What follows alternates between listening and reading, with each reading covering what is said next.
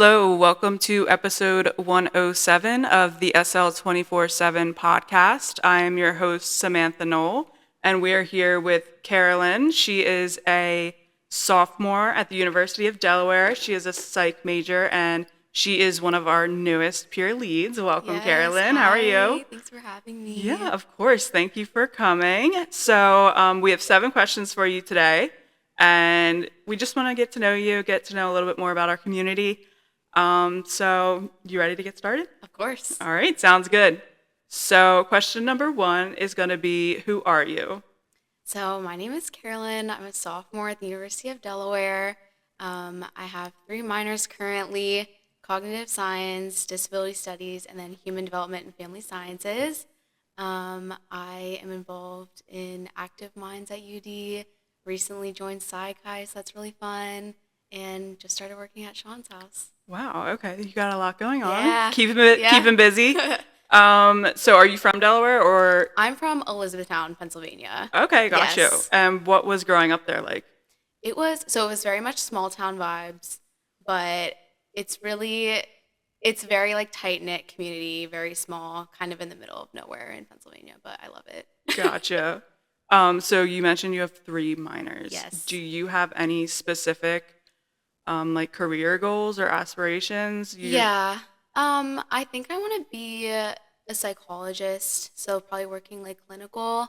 I did cognitive science because it sounded interesting and I liked my professors, so I kept kind of pursuing that because I saw how much they were passionate about it, and I liked the material overall, so I thought it was interesting. And then disability studies, just kind of going into that field too. I feel like that's also good to have with like being a psych major and understanding that. And then human development and family sciences, just the broad scope of like development and everything. So Yeah. that's kind of how I chose my minors. Gotcha, but, gotcha. Yeah. Was there anything specific that kind of drew you to those, like niches, or was Yeah. it just you just feel compelled to do it? Yeah, I feel like it's also a testament to like my indecisiveness. Like I don't really yeah, I guess I kind of just like figure that I had the opportunity and like space I guess in my major to like add more minors, so I just kept adding them. Yeah. And yeah, they all stuck cuz I just find them all to be so interesting. So, Okay, yeah. okay, gotcha. How do you like the University of Delaware? You've been here almost 2 years now. Yes. Yeah, I love it here. And it's so funny because like this was like probably my last school that I thought I Uh-huh. was going to end up at. Um and it's incredible because it's just like it's literally just been the best experience ever, and like I couldn't picture myself going anywhere else. Um like just the opportunities and the people I've met here, and like I feel like I've already had so many like opportunities and have met incredible people, so I love it so far. Yeah, that's Yeah. awesome. I'm glad to hear it, and we're happy that you chose UD because Yeah. else you wouldn't be here. We're gonna move on to question number Okay. 2, which is, what has been a lock in your life?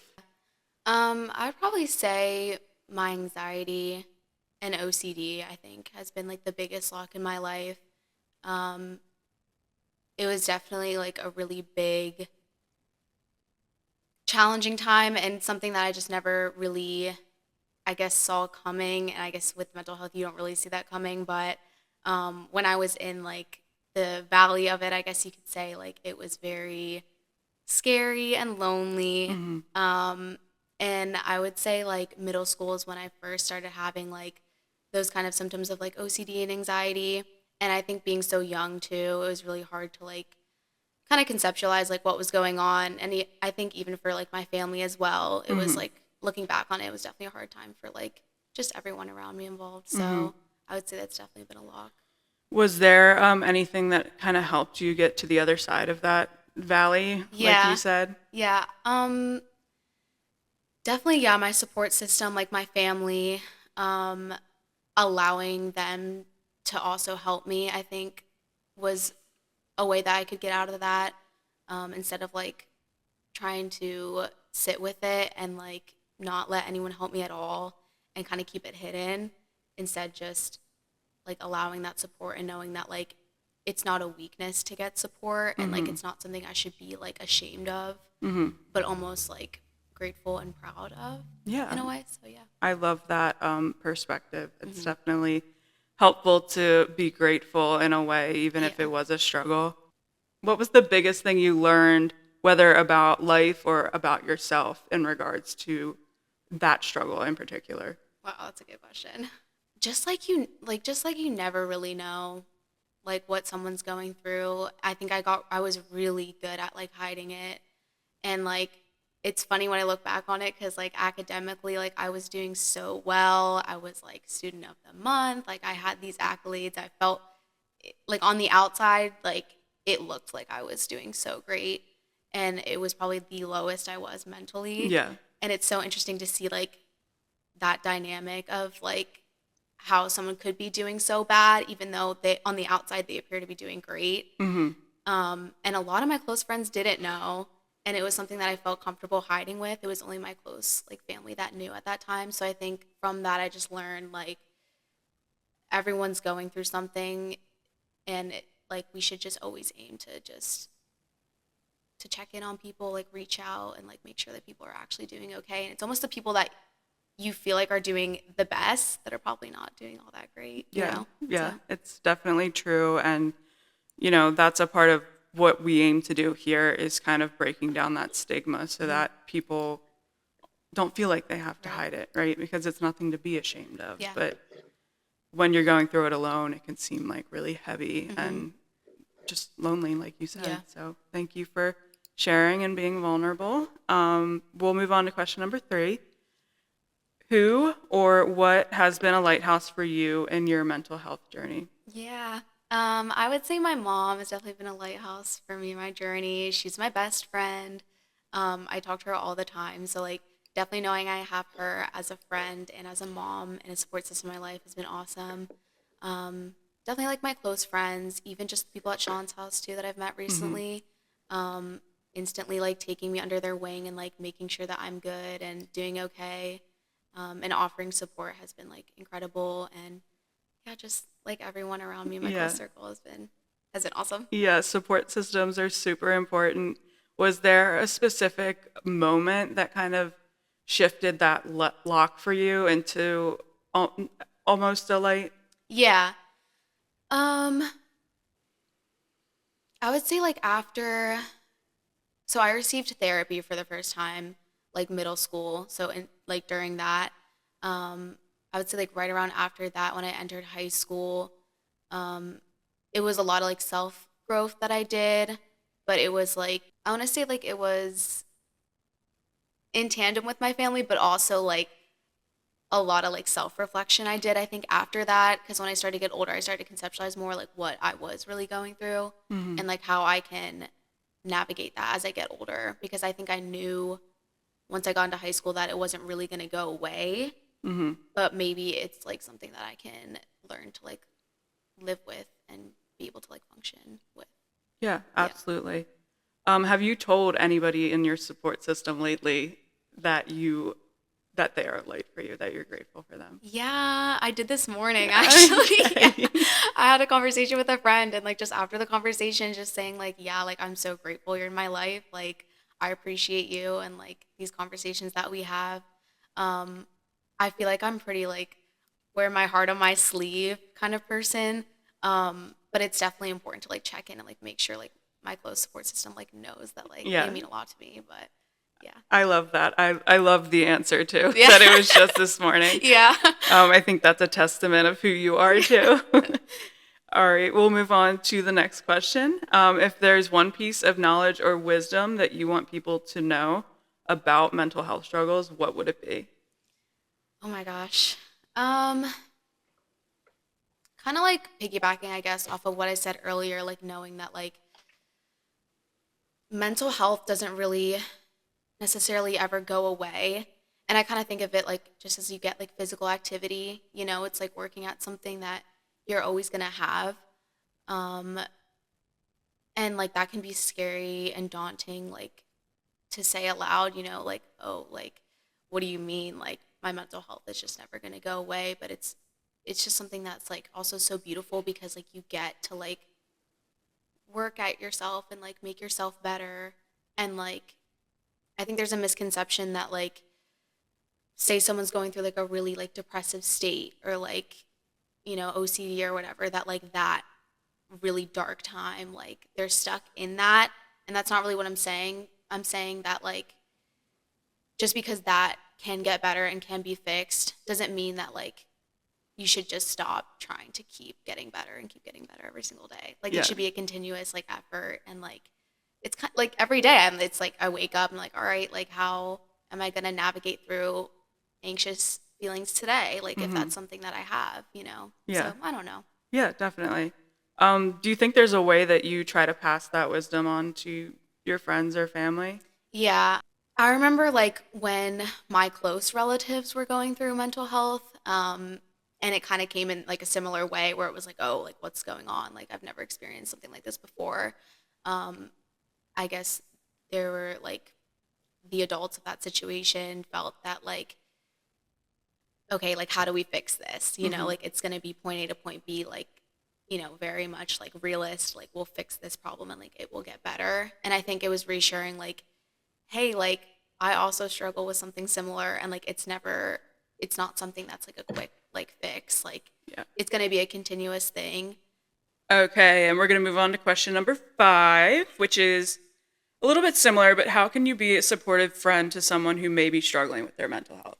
Yeah. I think first definitely offering space to just listen to someone and really like understand what they're going through. I think everyone really wants to not just be listened to but understood. And I think that's a hurdle that um, I want to be able to provide a space for. Um, like, yeah, it's one thing to listen to someone, but like really just like taking in what they're saying and putting myself kind of like in their shoes and understanding why they might feel like that. And then kind of maybe like navigating with them, like asking them what they've done thus far, asking them if they want to do anything about the situation, like asking, you know, how and why it's affecting them the way that it is, and then pointing out, I always love to do this, I like to point out like what I see like from an outsider perspective in people, like, oh Hmm. well, you're going through this and through that I see you doing this, and like that's really incredible and like a testament to like your personality and like how you navigate through things. And I think that is a level of like reassurance that I think can be really powerful, because sometimes it's easy to like get lost into like thinking that someone isn't doing something so incredible even though they're going through such a dark time. Yeah, I love that. That is really beautiful and just an incredible mindset to have. And yeah, thank you for sharing. Yeah. Do you think there are things that people should avoid saying if they're trying to help someone? Yes. I think it's important to avoid saying like There's a few things, right? right, yeah, like it's you don't want to like diminish anyone or like invalidate how they're feeling, like saying like, "Oh, it'll pass. It's going to be okay," or like, "You're okay," or like, "Just relax, just breathe." Like it's like, "All right, like thanks." Like, Yeah, like I kind of tried yeah, those right, things. right. Yeah. And I think there's also different ways on how to like approach a situation. Like some people really just don't want to be talked to. Some people need that space. Some people want advice. There's like so many different ways, and I think like approaching it from maybe not how you think it would be resolved to, I think like it's easy to be like, oh, I'm gonna like I want to fix the issue, Mhm. but sometimes coming out like head first can be really intimidating and like overwhelming for someone who's already going through so much. So just Yeah. yeah. Yeah, absolutely. If someone is trying to help someone and they feel like a little bit out of their depth, what would you recommend or who would you recommend they turn to in situations like that? Hmm. Like definitely identifying like the supports in their life. So like, if you have family members or like therapists, I like to ask just because like I want to Hmm. be a therapist myself one day too. But like, do you have a therapist currently that you're like in touch with, or like is that something you're even interested in? Hmm. Um, And also like helping them find the right. resources. A Absolutely. lot of people don't even know where to start with Yes. that. And Yeah. even like going on Psychology Today Right. and looking with somebody can really like make a world of a difference. Absolutely. I think that's like the scariest thing too is like people feel like they again, like that stigma of like, oh, I need to go see a therapist, like, or psychologist because like I can't handle my issues myself. Like, I remember when I had that thought when I was younger, Hmm. like, oh, I need someone else, like outside of like my immediate supports that's like clinically trained to help me. Like, it makes me feel really like minimized and like Yeah. insecure. But I think like, again, like switching that perspective, like, the therapists have therapists. Like, we all need our help. Like, it Yeah. should be like a thing that's celebrated. Like, you're taking care of yourself and like finding new ways to like see things differently. Yeah, it's a whole door to like a journey of self-exploration, and it Mm-hmm. might be really hard to see it that way at Right. first, but it definitely is the beginning of a good thing, not Absolutely. not something to be ashamed of. We'll move on to question number six. Question number six is like a little bit of a wild card, Okay. which is what are some coping mechanisms that have worked for you when dealing with difficult emotions, like you said, anxiety and OCD? And are there any that did not help you? Yeah. I love to journal, and like journaling's been a really great outlet for me. Just kind of like writing my thoughts down and not really putting meaning to them, but just like writing them down has been really helpful. Um, I also was taught in therapy like the deep breaths. I know for some people it seems kind of ridiculous at Hmm. first to do, but it's definitely really helped me. Um, I kind of like counteract my thoughts whenever I'm having like anxious feelings. I have like a poster in my room. It says like, "What's the best that could happen?" And I like look at that all the time because I think like, especially with anxiety, it's very easy to like get lost in thought and feel like the worst is gonna happen. So kind of counteracting that, and reminding Hmm. myself like what's tangibly in front of me, where I'm at, where I'm going, and um, Where like you've come from, too. yeah, yeah. No, seriously though. But yeah, those have helped me. And I'm also very much as I love to like socialize and be out there, like I need just as much time to like be alone and like process. Like sometimes I'll just have the days where I just don't do anything and I really just sit with myself and that like helps me reset. So I do that a lot. Um, yeah. Yeah, it's nice to recharge if you're introverted or an Yeah. extroverted introvert. So, definitely very important, if not equally as important as, keeping social and keeping up with the people around you. Yeah. So, thank you. Our final question is from the previous guest, which was Allie Burns. Okay. And she asks, what is one thing you would tell the version of yourself 5 years ago? And that's part one of questions, so I'll let you Oh my answer gosh. Okay. that. I love Allie. This is awesome. Um, oh my gosh. I would probably say just like your life is going to change in the most beautiful, like unexpected way. And like, yeah, like you don't know what's coming, but like it's so magical and new. And there's so many opportunities and like laughs and like memories to be shared. The people you're going to meet and who are going to be in your life, like it's only going to, it's only going to fill your cup. And like, you're just going to be so proud of who you are in 5 years. So like, just keep going. I love that. Do you think that that version of yourself needed to hear any advice? I think so. I think she was very confused and essentially like just like yeah, unsure and scared. Um and didn't think that there would be much light at the end of the tunnel. So I think like she would definitely need to hear some advice that like there's so much more and like it's so easy to like to just like only see that, especially when you're so much younger too. Hmm. And like Yeah. looking back at that now, it's just like, oh my gosh, like yeah, like there's so much more and it's all beautiful. So just hold on.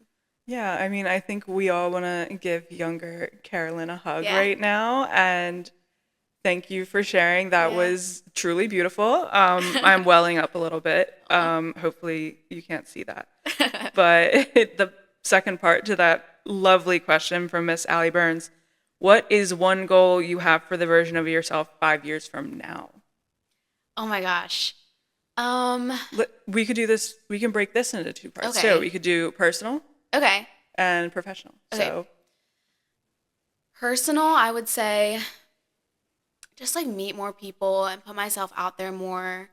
Um, Continue to like just be the caring self that I am and like don't be ashamed of that and use that as a strength and continue to just like be a helper and like know that that's like such a superpower and to like give space for others to also help and know that like they're just like their presence and their words are powerful and they can be just as much as an influence and guidance for people too, and that your story means a lot, and to like really amplify other people's struggles and like just knowing now that I'm even speaking about like some of my story is like so special, and even just like at Sean's house a testament to like what we all do, like coming from mental health struggles, like using our stories to like uplift. Like everyone's story is so special and unique and it helps others. So that's really special, and that's probably a personal goal, just keep meeting people and like hearing stories and like taking in new perspectives.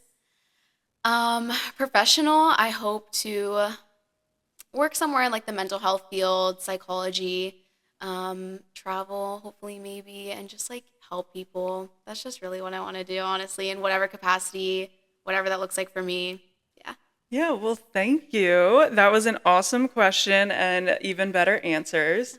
And thank you for being on the show today. Of It's been course. incredible. Yeah. Your insight and your wisdom is just so refreshing.